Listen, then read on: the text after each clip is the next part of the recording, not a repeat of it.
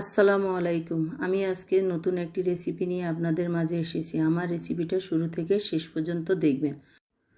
আজকে আমি রান্না করব সিমের বিচি, মিষ্টি কুমড়া আর শিং মাছ দিয়ে।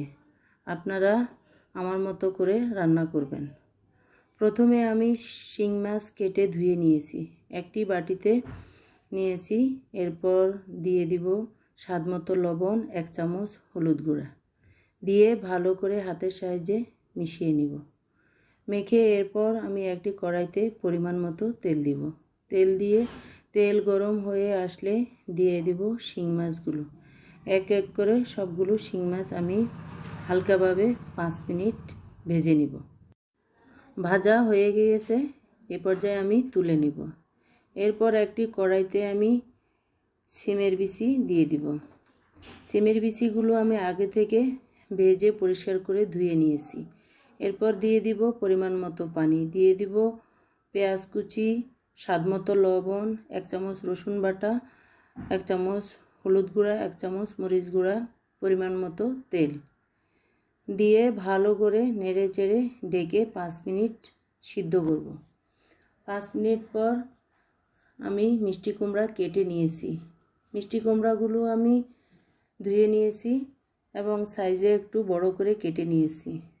যেহেতু আমি মাছ দিয়ে রান্না করব, সেজন্য একটু বড় বড় করে কেটে নিয়েছি। আপনারাও এভাবে সাইজে বড় করে কেটে নেবেন। এরপর আমি 5 মিনিট ঢেকে রান্না করব। 5 মিনিট পর আবারও নেড়ে চেড়ে নিব। নেড়ে চেড়ে এ পর্যায়ে আমি দিয়ে দিব কয়েকটি কাঁচামরিচ ফালি। কাঁচামরিচ ফালি দিয়ে আবারও একটু নেড়ে চেড়ে নিব। এরপর আমি পরিমাণ মতো ঝোলের পানি দিয়ে দিব। ঝোলের পানি দিয়ে ভালো করে নেড়ে চেড়ে ঢেকে রাখব 5 মিনিট। 5 মিনিট পর আমি ভেজে রাখা মাছগুলো দিয়ে দিব। মাছগুলো দিয়ে আবারও নেড়ে চেড়ে ভালো করে মিশিয়ে নিব।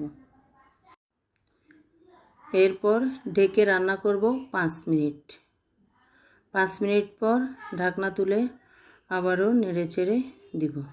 এর পর্যায়ে আমি একটি কড়াইতে 2 টেবিল চামচ পরিমাণ তেল দিব, রসুন কুচি দিব। রসুন কুচি দিয়ে ভালো করে ভেজে নিব। এরপর দিয়ে দিব ভাজা জিরার গুঁড়া। ভাজা জিরার গুঁড়া দিয়ে এরপর দিয়ে দিব ভেজে রাখা রসুন বাগার।